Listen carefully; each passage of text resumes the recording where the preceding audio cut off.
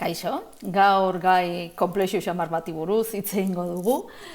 Mundua konplexua dela ulertzen baldin badugu, zentzuzkoa da pentsatzea hezkuntza prozesuetan ere konplexutasun hori landuko dugula, baina hori ez da hola gertatzen kasu askotan. Horregatik, hasi beharko genuke azaltzen zer dan konplexutasuna, zer dioen konplexutasunaren teoriak, pixka nondik datorren, eta horregatik nola egin beharko genuke lan hezkuntza eremuetan eta horren barruan eskolan.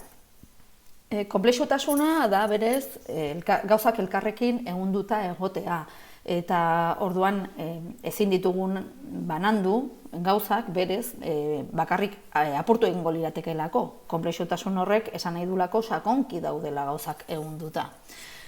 Horregatik inportantea da desberdintzea sinpletasuna eta konplexutasuna. Sinpletasunean gauzak dira sinpleak eta konplikatuak. Eta aldiz konplexutasunean dira xumeak eta konplexuak. Ematen du hitzjoko bat dela, baina oso gauza desberdina da zerbait sinplea izatea eta xumea izatea. Xumetasunak konplexutasuna duelako bere barruan xumetasun horren baita. Nondik datorren konplexutasunen ideia hori? Duela berez urte pilo bat. Hitz egin beharko genuke, presokratiko edo Sokrates aurreko filosofo hoien inguruan eta hoien artean zehazki sofisten inguruan. Guretzat referentzia garrantzitsuak dira Heraklito edo Eleako Zenon, normalean hezkuntza erakundeetan lantzen ez diren filosofoak. Esaten da, eta hauek dira jende arraro hori eta mespretxatu egiten ditugu, Sokratesek, Platonek eta Aristotelek mespretxatu zituzten bezala. Zer zioen adibidez Heraklitok? Heraklitok planteatzen zuen ezin zinela bainatu bi aldiz leku berean. Mugitzen ari dalako etengabe, edo ezin dezula edan bi aldiz urbera. Etengabe ari dalako mugimenduan edo fluxuan. Eta orduan horrek esan nahi du, ulertu behar degula munduaren konplexutasun hori, eta agian horrek gogorazten dizue, ez dakit, atomoen kontzeptua, edo behar bada gogorazten dizue, Heraklito izan zen, Eleako Zenonen lana oso baliagarria izan zen adibidez Newtonentzat, baina hala ere zokoratua da beti. Filosofia liburuetan, batzutan aipatu ere, ez da egiten. Ze planteatzen zuten eta ze planteatzen da konplexutasunaren inguruan? Hor ditugu printzipio batzuk ulertzeko zer dan jakintza konplexu hori. Hori ikusten duzu, dena beteta dagoela, baina ez dauzka hainbeste elementu. Badago printzipio hologramatikoa, horren arabera osoak eta atala aldi berean, eta elkarrekin josirik dago jakintzan. Eta orduan ezin dugu banandu jakintza mota bat bere testuinguru osotik. Adibidez, horrek esan nahi du, jakintza diziplinatan banatzea, irakasgaitan banatzea, zentzugabea dela. Ez daukalako zentzurik, hau da, zentzua galtzen duelako ezagutzaren zati bat, gainerako ezagutzetatik apurtu ezkero. Horregatik da hain konplikatua, eta aldi berean hain simplea, adibidez, matematika jakintza, edo biologia, edo literatura, banatu ezkero, simplifikatu egiten da, baina aldi berean korapilatu ez dalako ulertzen. Horrez gain, autokonsistentziari buruz hitz egin beharko genuke, eta esan nahi du autokonsistentea dela zerbait, elkarren artean lotuta dagoen modua horizontala denean, hierarkiarik gabe dagoenean. Errekurtsibotasuna ere oso interesgarria da, esan nahi du, guri eragiten digun horrek ere gugan eragina duenarengan daukagula guk eragina.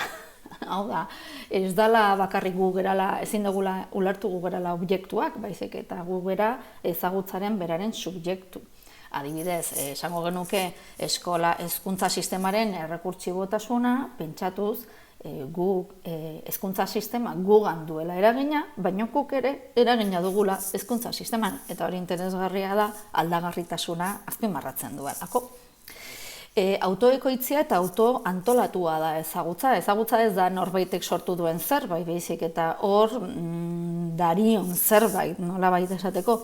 Eta zentzu horretan ezagutzaren parte handiena elkarrekin eraikia da modu horizontalean, hierarkiarik gabe eta modu autogestiboan. Horrez gain, eraikitzearen ideia horretara eramaten gaitu, autoekoizpenaren kontzeptuak eramaten gaitu ikuspegi eraikitzaiera edo konstruktibismora. Konstruktibismoaren teoria oso garrantzitsua da hezkuntzan, baina batzuetan teoria hau isolatzen da gainerako printzipio guztietatik, eta berez interesgarria da konstruktibismoa baldin eta kontuan izaten baldin baditugu gainerako elementu guztiak. Adibidez, Vygotsky planteatzen duen konstruktibismoa, soziokonstruktibismoa izan da ere, gehienetan ematen du hori dela importantena eta egitura vertikaletan oinarritu gaitezkeela. Konplexutasunak dio egitura hierarkikoak ez direla hain interesgarriak edo hain baliagarriak ezagutza eraikitzeko, zergatik azkenean pertsona gutxi batzuek markatzen dutelako erritmoa. Eta desaprobetxatzen da, nolabait esateko botatzen da, zaukoratzen dira, beste jakintza batzuk interesgarriak direnak, hierarkikoki azpian daudenek sortzen dituztelako. Orduan, hori ez da oso aproposa. Dimentsio aniztuna da, eta horri buruz Edgar Morinek planteatzen duen ideia oso argia da, eta da ezagutza guztia dala kompetentzia bat, jarduera kognitibo bat, eta bi hauen emaitza. Eta hori aldi berean. Eta ezin dugula banatu ezagutza artistikoa, ezagutza biologikotik, edo ezagutza kimikotik, edo ezagutza fisikotik, izaki guztiok eta munduaren konplexutasunak adierazten duelako aldi berean direla disiplina guztiak. Ikusten duzuen bezala, printzipioak erlazionatuta daude konplexutasunean baita ere. Horrez gain, planteatzen da jakintza konektatuta dagoela, naiz eta berez ez duen ematen konektatuta dagoela. Eta hori ere oso interesgarria da. Batzutan esaten da tximeletaren hegaleak mugitzen baldin badira ez dakit nun, beste leku batean haizea eragiten dula, baina ideia hori metaforikoa dana, baliagarria da konektibitate hori ulertzeko. Eta hor, sarrera gisa azkar esandako hauen artean, aipa dezakegu lausotasunaren printzipioa. Eta hau ere oso interesgarria da, eta da gu gai gerala pentsamendua eraikitzeko kontzeptu eta enuntziatu zehazgabeak erabiliz. Hau da, guk gaitasuna dugu osatzeko falta dugun informazioa modu anitzean eta mestizatuz eta zoria barneratuz.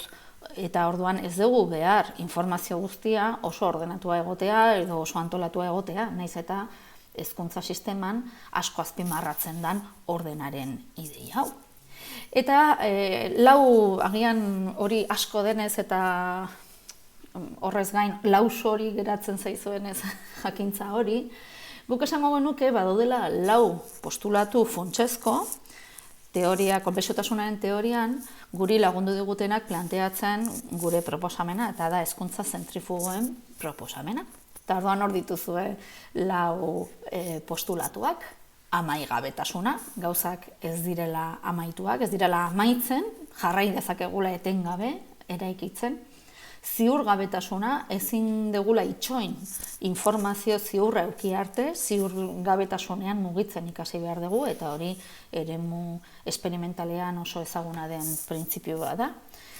Imperfekzioa, perfekzioa bilatu ezkero bukatzen da prozesua, perfekzioa da bukatua dagoen gauza bat.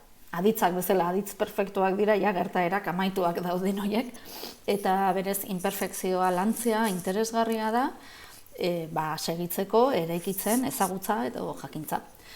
Eta osagabetasun hori ere oso interesgarria da, berriro ere osatu gabe dagoena, zabalik dagoelako eraikitzen segitzeko. Eta orduan horri esker jakintza aberatsagoak eta konplexuagoak eraikitzen segi dezakegu. Nondik atera dugu hau? Guri asko lagundu digu Edgar Morin edo Moanen pentsamendua. Eta bereziki hor dituzuen bi material horiek. El conocimiento del conocimiento ya 6 liburukote. Eta hortik hau ekarri dugu oso laburki. Eta bestea oso ezaguna da Los 7 saberes de la educación del futuro. Berez hori Nazio Batuen erakundeak eskatuta idatzitako testua da urte berean, el metodo argitaratu zen, el metodo etzan argitaratu 1989an, hau da itzulpena. eta beste hau ere itzulpena da. Baina gaztelaniaz biak batera itzuli zirelako agertzen da 1989. Oso gomendagarriak dira, baina metodo irakurtzeko denbora behar da. Los 7 saberes de la educación azkarrago irakurriko dezue. Bueno, hori esan da, ulertu behar dugu eskolan, gehienetan, parentesi artean dago, askotan esaten dugu eskola hau da, eskola bestea da, baina eskola mota asko dago. Eskolan gehienetan, erabiltzen den ezagutza da simplea, baina modu komplikatuan erakutsia. Zuk simplifikatzen desunean, deskontestualizatzen desunez, zentzua galtzen duenez, asko zailagoa da jendeak ulertzea zer dan ezagutza hori. Eta orduan geratzen zaigun gauza bakarra da errepikatzea, ezin dugulako ezer aldatu. Eta horrekin batera, beste problema bat da, a priori definitzen duela, hau da, lanean hasi baino lehenago irakasleak definitu behar du, programatu behar du eta erabaki behar du ze metodologia erabiliko duen. Eta ardon horrek esan nahi du berdintzaigula zeinekin ari geran lanean. Egin behar dugun gauza bakarra da guk erabakitako hori ezarri edo inposatu gure ikasleen buruetan. Eta horregatik ikuspegi vertikal horrek pobretu egiten du abia puntua delako jendeak ez dakiela ezer edo dakiena oso gutxi dela. Eta irakaslea da gehien dakiena eremu horretan. Eta orduan, baliagabetu egiten da jenderen aberastasuna, eta aldi berean ez daka zentzu handirik mundua konplexua baldin bada, konplexutasun hori modu simplean lantzea.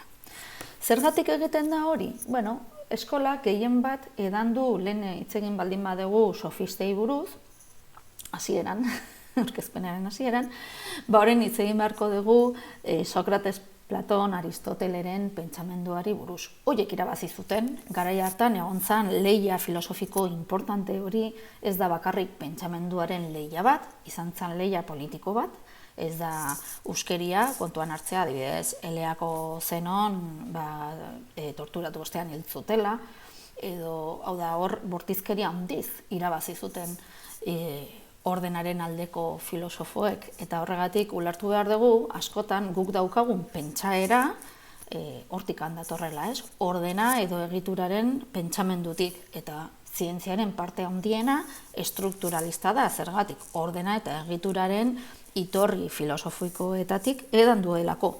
Eta, bada garaia ulertzeko munduaren konplexutasuna ulertu eta horretatik ikasi eta eraikitzen segitu nahi baldin badegu, beste modu batzuetara ikasi beharko genukela edo eraiki beharko genukela jakintza. Horregatik, gure proposamena da konplexutasuna lantzea. Zehazki konplexutasuna eta konplexutasunetik eta konplexutasunez lantzea. Hori, esango genuke zorroztasun handiagoz. Konplexutasuna lantzeko, hor dituzue pixkat irizpide edo ideia batzuk edo guk planteatzen duguna hola modu sintetikoan, jakintza herrikoiak baliatzi behar dira, ze jakintza herrikoiak aldi berean dira konplexuak eta gainera konplexutasuna sortzen dute konplexutasunez. Eta orduan, jakintza herrikoiei balio berezi bat eman beharko genieke, eta ez orain egiten dugun bezala baztertu desordenatuak direlako. Jakintza herrikoiak alogikoak direlako. Beste kontu bat da, ulertzea ikaskuntza prozesuak ez daudela eskolan harrapaturik. Berez, eskolan jakintza mota zehatz batzuk baino ez dira eraikitzen. Eta jakintza asko daude leku askotan. Eta orduan, guk ere balioetsi egin behar ditugu eskolaren inguruan ditugu jakintzak. Horregatik gure proposamena da eskola zentrifugoarena eta da eskolaren indarra eskolan geratu ordez, kanporantz irikitzen joatea, eskolaren inguruaren garrantzi hori ere balioesteko eta botere hori, eskolaren botere hori murrizteko. Eta bigarren blokean esango genuke, harremanak horizontaltzea importantea dela, ze harreman horizontaletan soilik eraikitzen da kolektiboki. Eta orduan, nola horizontalizatu harremanak? Gure proposamena da hezkuntzaren jabegabetzea. Hau da, boterea dezula sentitzen dezun honean, botere horri uko egitea. Eta boterea ez daukagu soilik irakasleok, boterea eduki dezakete guraso batzuek edo ikasle batzuek ere bai, adibidez bullying prozesuaren hazia dena, ez? edo agian administrazio eta zerbitzuetako pertsonaletako norbaitek, giltza daukalako eta ez dizulako uzten erabiltzen, edo horrelako ez bakarrik berez egiturak ematen dizun boterea, baita ere eguneroko jardueretan sortzen den botere hori. Eta botere hori horizontaldeizatu egin behar dugu, horren ondorio sortzen den kaos sortzaile horretan, konplexutasun hori dinamizatzeko. Bestela, vertikaltasunak edo hierarkiak egonezkero, ezin dalako konplexutasunez landu, konplexutasunak hierarkiarik gabeko eraikitzea eskatzen du. Bestela, izango zen bakarrik ezagutza inposatu edo vertikal bat. Egia da, boterea erabiltzeari uko egitearen ondorioz gertalitekela beste pertsona batzuek hartzea zure boterea, eta hori batzuetan pasatzen da, irakasleak erabakitzen duenean bere boterea ez erabiltzea, gertaliteke adibidez ikasle batzuek hartzea botere hori. Baina gure ardura da eta gure erantzukizuna, boterea erabiltzeari uko egiten diogun momentutik bertatik lan egitea ez dezagun errestu beste batek har dezan botere hori. Eta orduan ez da nahikoa guk esatea, nik ez dut erabiliko nire irakasle boterea, denok berdinak dira, ez hori ez da nahikoa. Lan gehiago egin behar dugu, dinamizatu egin behar dugu, bestela kalte handiagoa eragin dezakegu.